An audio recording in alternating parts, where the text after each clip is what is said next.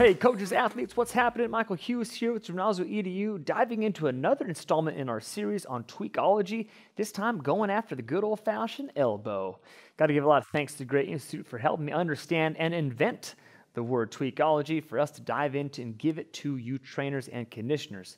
So we're going to be covering in this video the anatomy, the muscles, the bones, the connective tissue of this joint right here, and also the common dysfunctions and the exercises that go with those dysfunctions, typically in a training and conditioning setting, and what do we do and what you can do to tweak it to make sure that elbow is singing some praises as we get through a workout. Now, there's a revolutionary process happening in the fitness and athletic industry, and it's being fueled from the knowledge that in the past has been held by those who only had a six-figure graduate degree, but even then that knowledge was vastly incomplete in its application. So it is Gymnazo's EDU goal to share knowledge and therefore enable a greater capability to those individuals who have the most amount of power and influence to positively help as many and the greatest number of people as possible. Those are the movement trainers of the world. But we can't do that unless we know enough about how and why the human body functions the way it does. Not just from a textbook or traditional education, but from the multitude of methodologies that are rooted in the principles of physics, biological and behavioral sciences, or the applied functional sciences. It is then when we movement trainers can fill that gap, and then we can help out the greater healthcare system. So let this series just be a little drip, a little bit of knowledge, a little something to get you going on how you can take this information and give it to the people that really needs it. That's the greater general population, because then we can help any person who comes through our doors to help them live a better and better life. So if you like this revolution, hit that like button for us so this content gets shared with more and more people. And if you want to join this revolution, or you can certainly start by hitting the subscribe button, but you can also apply to our MDMC mentorship. You can certainly check this out in the link in the description below. But let's dive into the anatomy of the elbow. What are the major players? What are the bones involved? Well, no question, it's got the humerus right above this thing. You have the olecranon right down here. That's kind of like the kneecap of the elbow, right? You have the radius and the ulna running right down here. It's very similar to how the femur, knee, and tib and fib work. The structures are, I don't want to call the word identical, but it's super close. Two bones by a little cap and a joint with a big bone, two bones, a little cap, and then a big bone. It's a good design. How about that? What about the muscles? What about the connective tissues that hold this sucker together? Well, there's like 30, maybe a little bit more, that directly influence the elbow. We'll just start real quickly, right? You got the 2 on the bicep, hence the word bi. You have the 3 on the tricep, hence the word tricep, right? But then you have the deeper muscles that are connected to that humerus in that same zone. We can't forget about going up though, right? The deltoid, all the shoulder complex, they directly influence the elbow. The latissimus dorsi, that directly connects us to the humerus, so that's going to affect the elbow. And then the big pot, right? The big players, all these 4 muscles, well, there's about 20 of them that are on this top and bottom side. And that's a lot. There's a lot going on here. We'll dive into this more, what makes this hand do what it can do so magically in function. There's a lot of biomechanics to go with this. I'm going to do a bit of a deeper dive than I've typically done because I want you to understand this elbow has a lot of problems that can come to it. But it's first, primarily what we see is flexion and extension, right? That's its primary goal. But there's a lot to do and to be said about the transverse plane with supination and pronation. Now, because this is an open chain joint in most common, like 99% of the time, we have to understand what it's like to have rotation happen through it.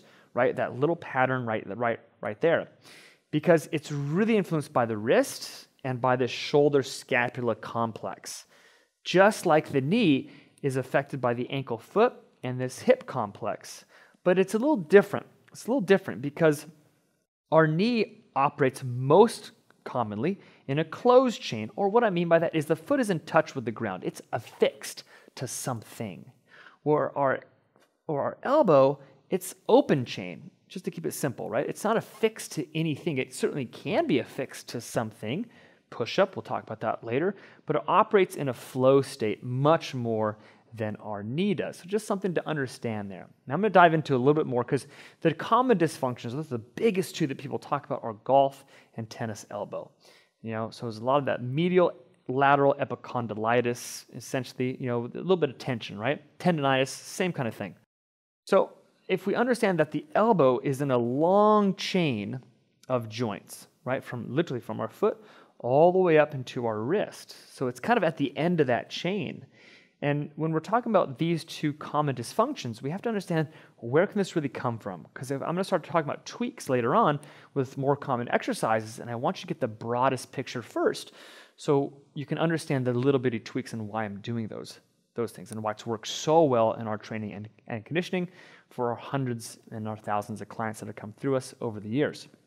So if this elbow becomes too mobile, right, if it moves too much, just like the knee, if the knee moves too much, it doesn't like it. The elbow doesn't like it. It's designed to be a stable joint between a relatively very mobile or very capable in 3D movement wrist and super capable humerus in the glenohumeral joint. So it's very important that we have some stability between these two kind of crazy guys, right? Down here and up there.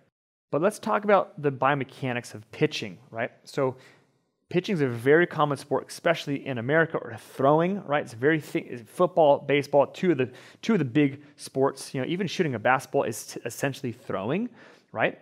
So in this motion and in this motion, we'll say that's baseball and football, we have to understand what's going on.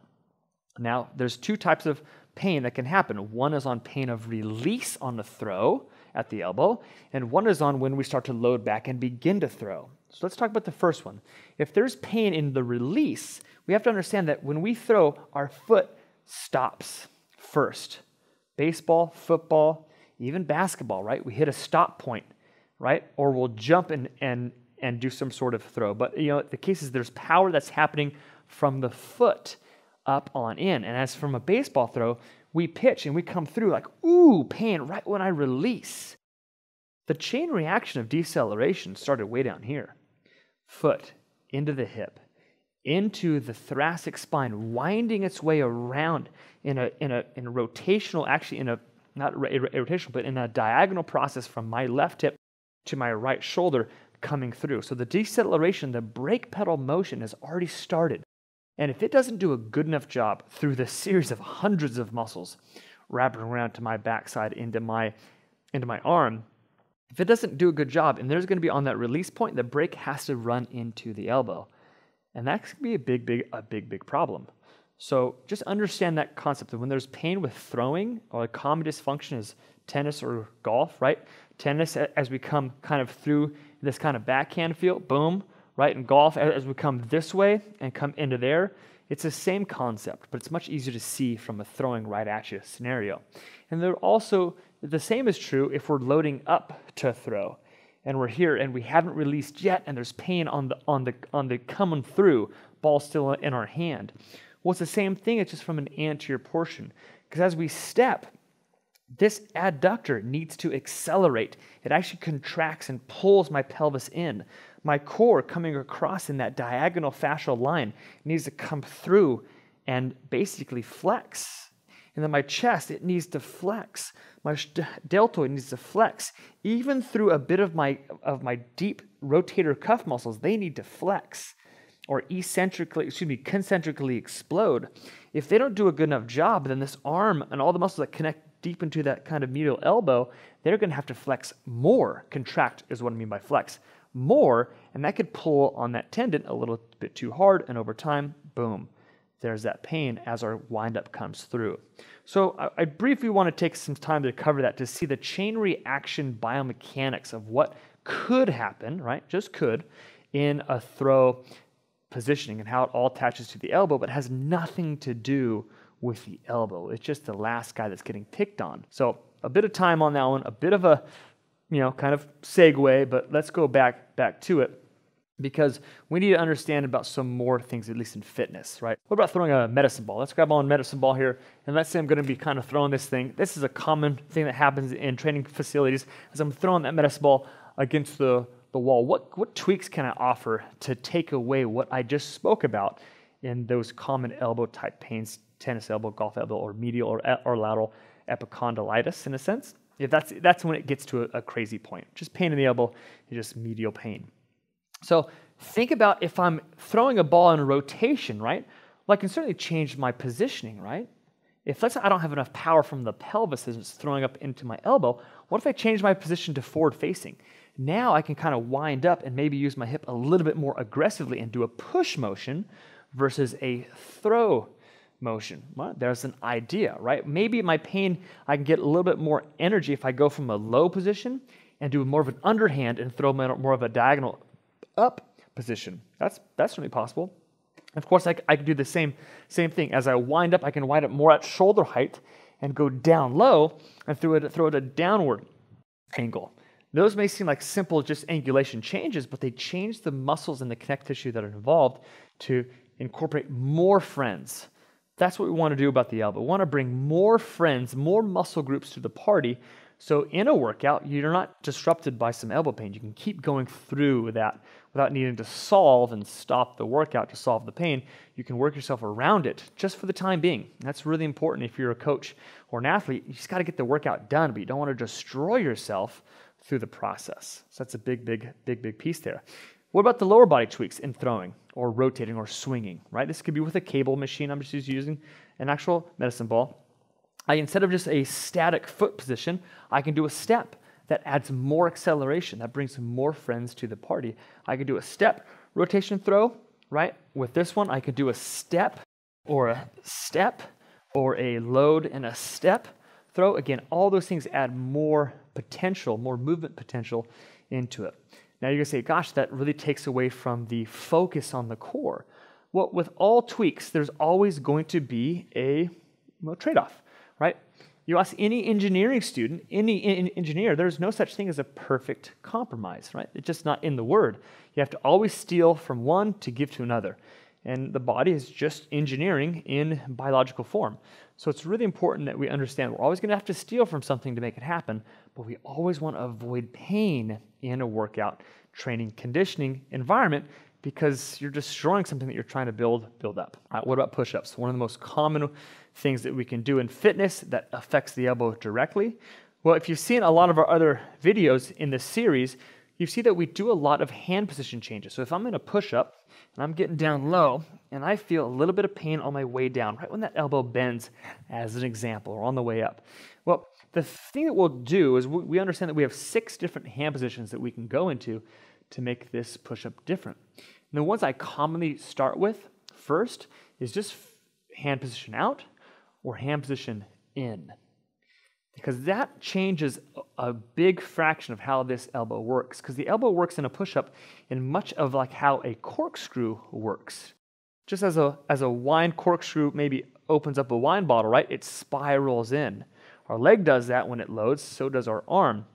So if I can change my pre-positioning of my rotation of my elbow a little bit here, a little bit there, I'm going to give myself more room to play to maybe not put as much stress on the elbow on my way down or on my way up. But I also know I have other options. I can put my right hand in front of my left hand in front of my right, wide, narrow, and then even do a combination of maybe right in front with a little bit of fingered open, right? Let's try to give that a shot. Maybe that makes it worse. So let's try the opposite way. Wow, that was a harder push-up, but it didn't hurt my elbow. All right. So we can also decrease load, right? Instead of going from the toes, we can go from the knees. Nothing wrong about changing load. Most of us in fitness or coaches, we push people too far, too fast, right? We don't really give them enough time to develop the necessary strength and repetition and the duration to sustain that workload. So something to consider as well. And then lastly, the part about push-ups is that we do so many repetitions, right? Giving it enough of a rest between sets, between workout days to let the connective tissue heal. So a lot of times we're just overdoing it in a very healthy way, just not giving enough time. I like to think about it.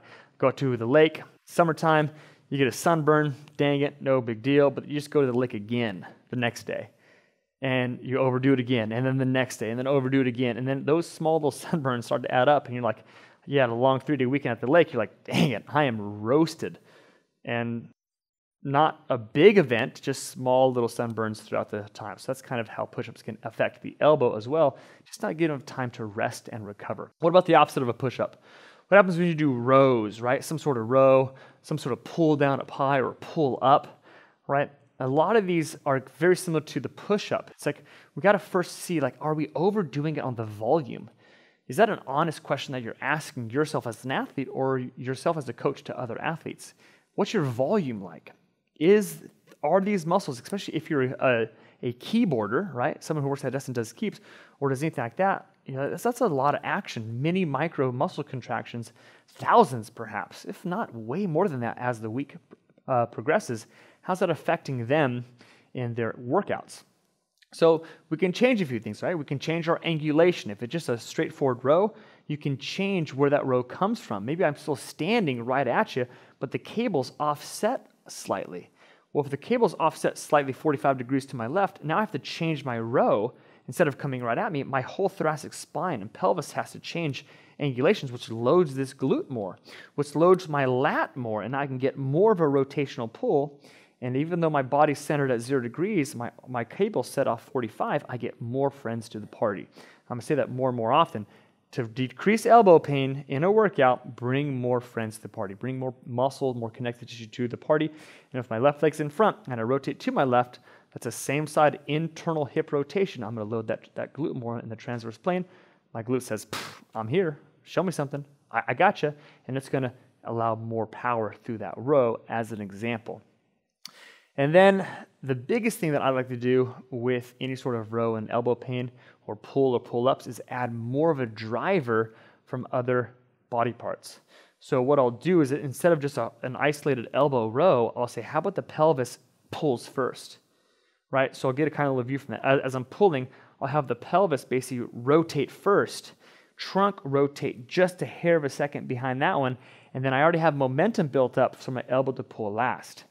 It certainly takes away from the isolation, but again, you got to think about what's more important, right? Can you get that drive, or do you just want strict elbow? I would venture for the first one would be much better, not only for your longevity of your shoulder and elbow, but also for the functionality of why you're doing that row in the first place.